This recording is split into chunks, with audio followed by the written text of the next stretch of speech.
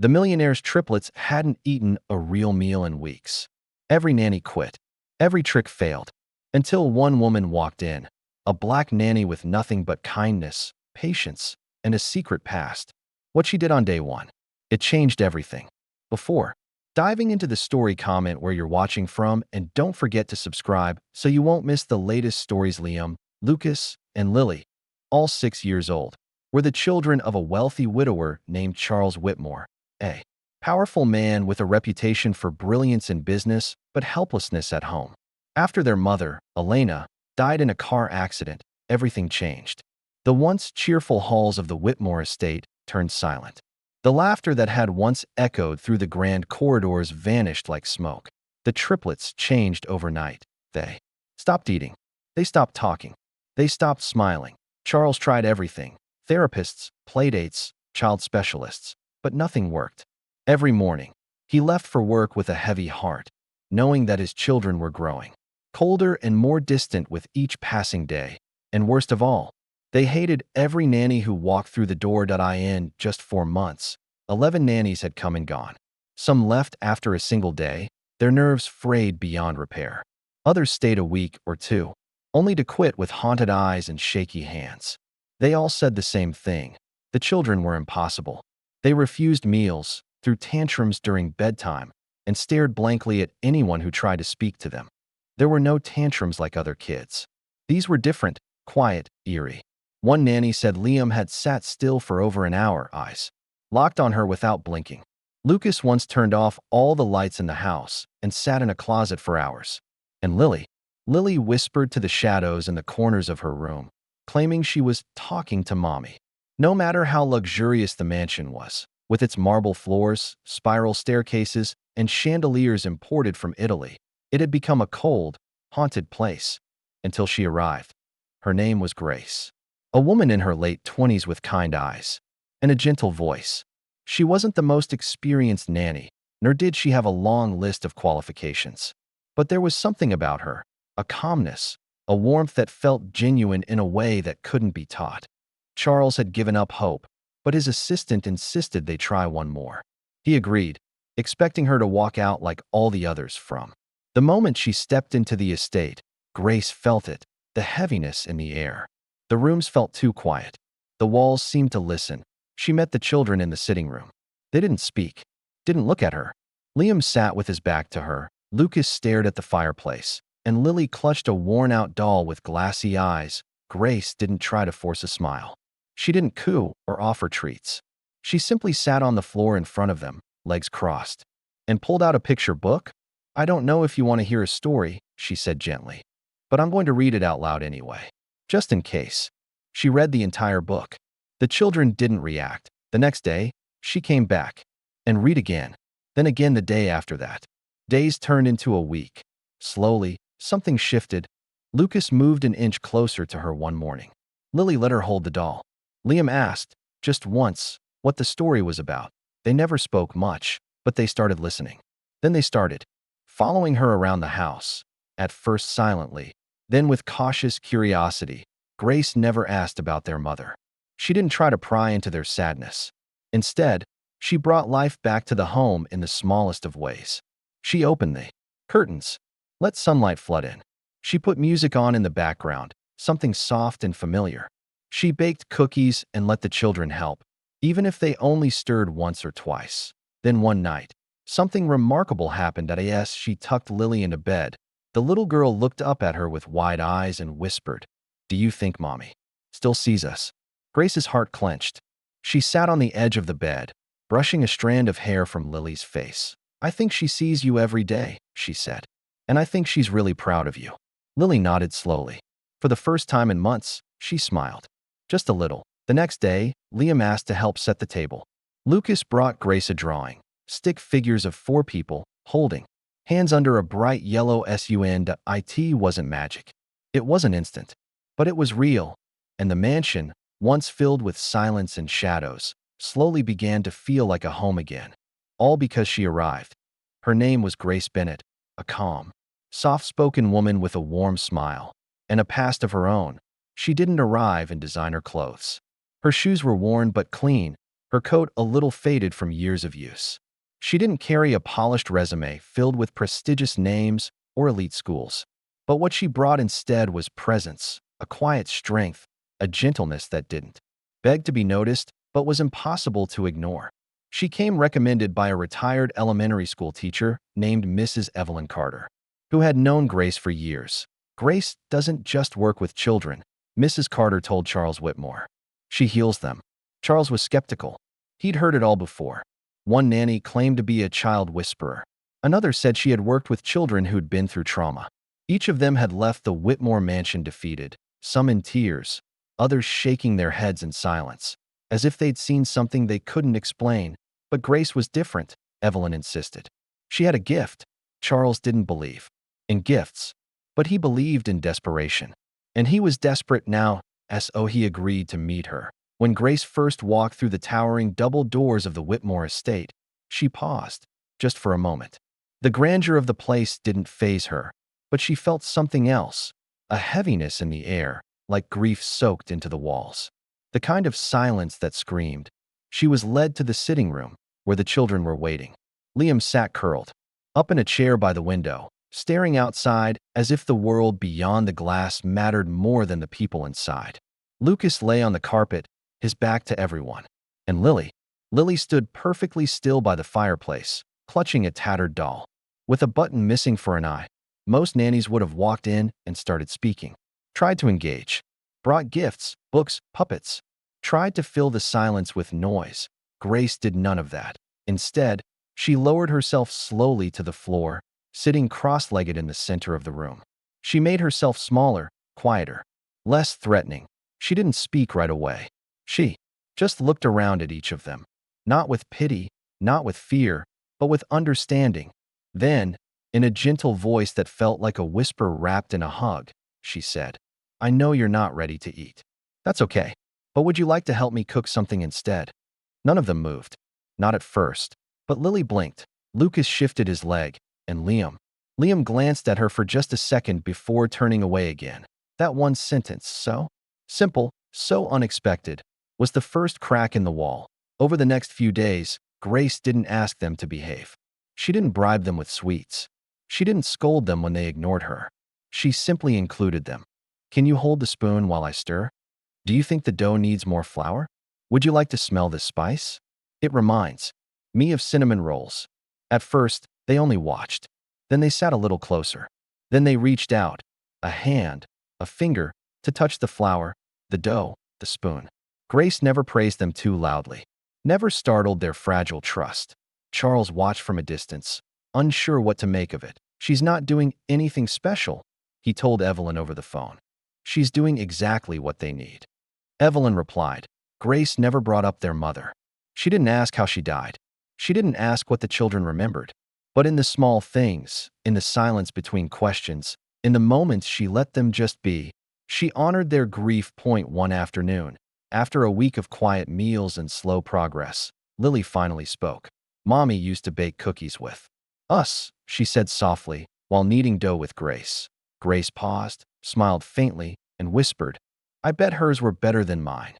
Lily shook her head. "Yours smell the same." And just like that, the dam broke. That night, Liam asked to help set the table. Lucas brought Grace a drawing, 3 hearts and 1 candle. And when Charles came home late from work, he found the dining room full of warmth.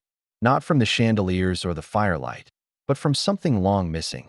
The sound of his children giggling over burnt cookies and flour on their faces. The triplets weren't healed. Not yet, but they had started to feel again. All because of Grace, and the sentence that changed everything. The kids didn't answer Grace at first. When she asked if they wanted to help her cook, not one of them moved. Liam kept staring out the window, watching the wind rustle the trees. Lucas lay on the floor, tracing invisible lines on the carpet. Lily hugged her doll tighter, her small fingers gripping the worn fabric like a lifeline. But they watched her, and Grace knew that was something. She didn't try again. She didn't repeat herself or coax them with a too bright smile. Instead, she stood up quietly and walked to the kitchen. She rolled up her sleeves, calm, unhurried, and began to work. Grace moved with gentle purpose. She opened the cabinets, pulled out ingredients, and placed them on the counter. The clink of measuring spoons and the soft shuffle of flour being scooped filled the silence. And all the while, she spoke, not to the children directly, but into the space between them. Softly, naturally, as if she were chatting with old friends. Should I do chocolate chip or oatmeal raisin? She mused aloud, holding up 2 bags. Well, I suppose the Cookie Monster would say chocolate chip, right? I mean, do you think he'd even try oatmeal? She giggled to herself. I bet he'd eat them all, even the burnt ones. He doesn't seem picky. She hummed a little tune as she cracked eggs into the bowl, then continued talking. You know, when I was little, I used to think cookies had magic in them. Like real magic. Especially the ones my grandma made. They could turn a bad day into a good one, just like that. From the hallway, a small shadow moved. Lucas peeked around the corner. He didn't say anything, but his eyes were fixed on the mixing bowl. Grace didn't look at him, not right away. She just kept talking. You know what's tricky about cookies? She said, her back still turned. If you mix them too much, they turn out tough. But if you let them rest, they come out soft and sweet. Lucas took a step inside the kitchen. Moments later, Liam appeared beside him, silent as ever. Lily came last, holding her doll to her chest. Grace turned to them at last, smiling warmly but not too wide. Well, hey there, she said. You're just in time. I need taste testers. She held out a wooden spoon covered in cookie dough. Liam took it, slowly, cautiously, and gave it a lick. His eyes widened. Within 10 minutes, the kitchen was filled with laughter. Lucas sneezed into the flour, sending a cloud of white powder everywhere. Liam broke an egg too hard and got shell in the bowl. Lily dipped her finger into the sugar, then tried to feed it to her doll. Grace didn't scold them. She laughed with them. When the cookies went into the oven, the children stayed still and quiet again, but now sitting beside her on the kitchen floor, leaning against the cabinets as they waited for the timer to ding. And when the cookies came out, golden brown and steaming, they didn't just eat, they devoured. 3 sets of hands grabbed for the tray, mouths full, crumbs falling onto pajamas. Their eyes sparkled with something Charles hadn't seen in months. Joy. That night, Grace didn't talk about bedtime routines or brush them off to their rooms. Instead, she let them help wash the dishes, or rather, splash around in the sink while she washed, and when it was time to settle down, she read to them from a book she pulled from her worn canvas bag. They gathered on the couch, one by one, until all 3 were leaning on her arms, blinking sleepily, the warmth of fresh cookies still lingering in the air. Grace didn't try to take their mother's place. She didn't fill the silence with forced smiles or pretend everything was fine. She never said, "It's going to be okay." What she did do was show them, through every quiet moment, every invitation to stir batter or flip pages of a storybook, that they were still seen, still cared for, still loved, and slowly, day by day, that made the difference. She included them in everything, from cooking and folding laundry to chasing shadows in the garden and making up bedtime stories with silly voices. She listened when they whispered nonsense. She comforted when they cried over nothing and everything at once. And for the first time since their mother's death, the triplets began to feel safe again.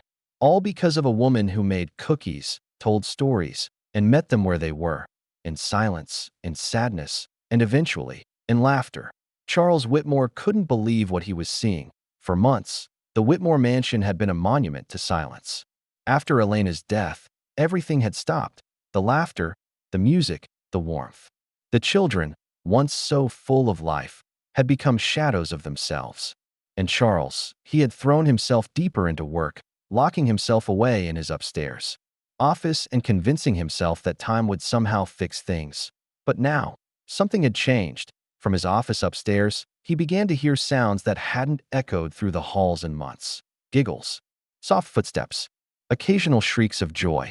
At first, he thought he was imagining it. He'd glance up from his spreadsheets and pause, the pen in his hand frozen midair.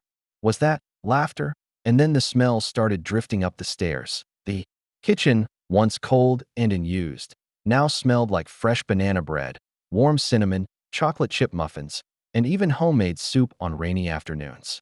There were the occasional burnt smells too, overbaked cookies or toast left too long in the oven, but even those felt comforting. Lived in. Real point one evening, Charles came downstairs to refill his coffee. He stopped dead in the hallway when he saw something that made his chest tighten. Liam was sitting at the kitchen table, drawing dinosaurs in bright green crayon. Lucas was perched on a stool, mixing something in a bowl while Grace gently guided his hand.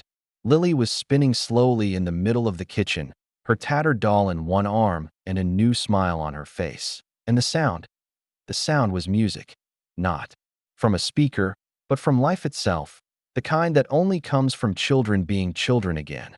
They were eating full meals, they were sleeping through the night, and they were smiling. Genuinely smiling. Charles hadn't realized how much he missed it. The curve of his daughter's cheek when she laughed, the scrunched-up face Liam made when he concentrated, or the way Lucas tapped his fingers when he was proud of something that had all been gone. Grief had stolen it away, and Grace had brought it back. That night, after the children were tucked into bed, Charles stayed behind in the kitchen.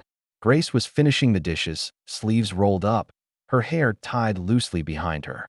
There was flour on her apron, a streak on her cheek she hadn't noticed. He hesitated for a moment, then asked softly, "Grace, what's your secret?"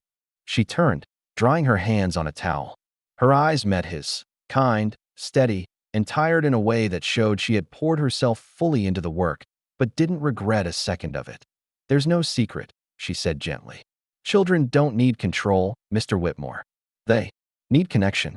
They weren't hungry for food, they were starving for love. That sentence struck him like a blow to the chest. He swallowed hard and looked down, unable to respond. Because she was right, he had been trying so hard to fix things. Throwing money at therapists, hiring nanny after nanny, making sure every logistical box was checked. But all the while, he'd been hiding. From the grief, from the pain, from them. He had buried himself in board meetings and balance sheets. He had convinced himself that providing for them financially was enough. That time would numb the loss, but Grace hadn't avoided their pain. She had sat in it with them, quiet, patient, present. She didn't pretend to have answers. She simply offered her presence, her consistency, her warmth. And it worked. The children weren't the only ones. Being healed, Charles found himself lingering more, listening, asking questions, reading bedtime stories when he had time. One night, Lily reached up and took his hand without a word. That simple act brought tears to his eyes, the kind he hadn't allowed himself to shed since the funeral. Grace never asked for recognition. She never pushed him. But her calm presence had become the new heartbeat of the house. Day by day, she didn't just bring the children back to life. She brought him back too. He began eating dinners with them, walking them to the garden, laughing again, even if the laugh was rusty and unsure at first. And one morning, as he watched his 3 children chase each other through the yard, their laughter rising like music, Charles turned to Grace and whispered, "Thank you." She simply smiled, because she knew the truth. Healing didn't come from grand gestures, that it came from love, given quietly, patiently, one moment at a time. Months passed, and the cold weight of grief began to lift. The mansion, once filled with silence and sadness, slowly transformed. The halls that had echoed with quiet sobs now rang with laughter and footsteps. Birthday candles were lit again, for the first time in over a year, and small hands clapped as homemade cakes were devoured with sticky fingers and icing-covered cheeks. Day by day, she didn't just bring the children back to life. She brought him back too. He began eating dinners with them, walking them to the garden, laughing again, even if the laugh was rusty and unsure at first. And one morning, as he watched his 3 children chase each other through the yard, their laughter rising like music, Charles turned to Grace and whispered, "Thank you." She simply smiled, because she knew the truth. Healing didn't come from grand gestures, that it came from love, given quietly, patiently, one moment at a time. Months passed, and the cold weight of grief began to lift. The mansion, once filled with silence and sadness, slowly transformed. The halls that had echoed with quiet sobs now rang with laughter and footsteps. Birthday candles were lit again, for the first time in over a year, and small hands clapped as homemade cakes were devoured with sticky fingers and icing-covered cheeks. Family dinners returned, not as forced rituals, but as something sacred. The dining room table was no longer a place of tension and uneaten meals. It became a gathering spot for bad jokes, shared stories, and warm, comforting food. and through it all, the triplets clung to Grace, not in desperation, but in love that he owed them. She was never a replacement for their mother. Grace never tried to be. She didn't wear Elena's clothes or step into her routines. She simply gave them space to grieve, room to grow, and a steady hand to hold through every storm. They loved her for it, deeply, naturally, as if she had always been their point. One evening, just before bedtime, Charles stood outside Lily's door, listening. Her voice was soft, almost like a prayer. "Daddy," she said, curling against her pillow. "Can Grace stay forever?" Charles didn't answer right away. His throat tightened, and he placed a hand on the doorframe for balance. The question pierced straight through him. Simple, honest, and full of hope that he looked at his daughter, saw the glow in her eyes, and for the first time in years, his heart felt full. That night, after the children were asleep, he found Grace. In the kitchen, she was wiping the counter as she always did, humming something soft and familiar. There was flour on her apron again. Always flour, always warmth. She turned when she heard him enter and smiled gently. Charles stood there for a long moment, unsure how to begin. "I hired a nanny," he finally said, "to help my kids survive something I didn't know how to face. But I never expected you to heal our whole home." Grace opened her mouth, but no words came. That he took a breath, the weight of emotion pressing against his chest. "Grace, would you consider becoming part of our family?" Her eyes filled with tears, not because she needed the offer, not for the status or the mansion or the promise of a future filled with fine things. Grace had never needed wealth. She had lived simply, served quietly, and loved deeply. But in that moment, surrounded by the echoes of laughter she had helped restore, she had everything she had ever wanted: love, respect, a place to belong. She nodded through her tears, and Charles pulled her into a soft, reverent embrace. No fireworks, no grand declarations, just the quiet understanding that something broken had been made whole again. A few months later, they were married, not in a ballroom, not in a church filled with strangers, but under the old oak tree in the backyard, the one the children used to avoid because it reminded them of loss. Grace had once found Lily there, staring up into its branches, whispering that it felt lonely. Now, the tree was draped in white lights and soft ribbons. Paper lanterns swayed gently from its branches. Guests gathered on the lawn, barefoot and smiling. As soft music played from a radio on the porch, the triplets stood beside Grace that day, each holding a small bouquet, each dressed in light pastels, faces lit with joy. They weren't flower girls and ring bearers. They were something more. They were the heart of the family being reborn. And when the ceremony ended, and Grace kissed Charles beneath the glowing tree, the children rushed forward and wrapped their arms around her. They didn't ask if she was going to leave. They didn't need to, because she was theirs now, and they were hers. The wedding feast wasn't catered. It was cooked in the very kitchen Grace had brought back to life. Banana bread, roasted vegetables, lemonade in mason jars, and trays of cookies the children helped bake. And that day, the triplets didn't just eat food, they ate joy. And they never stopped smiling again. Later that night, as fireflies flickered under the stars and the children danced barefoot on the grass, Grace looked up at the lights wrapped around the tree and whispered a quiet truth to herself. One she had always believed: sometimes the greatest riches aren't found in money or mansions, but in the heart of someone who chooses to love the broken pieces and makes them whole again. If this story touched your heart, don't forget to like, share, and subscribe for more powerful stories that prove love, courage, and kindness can change lives. This is Black Voice, where every story speaks truth and every voice matters.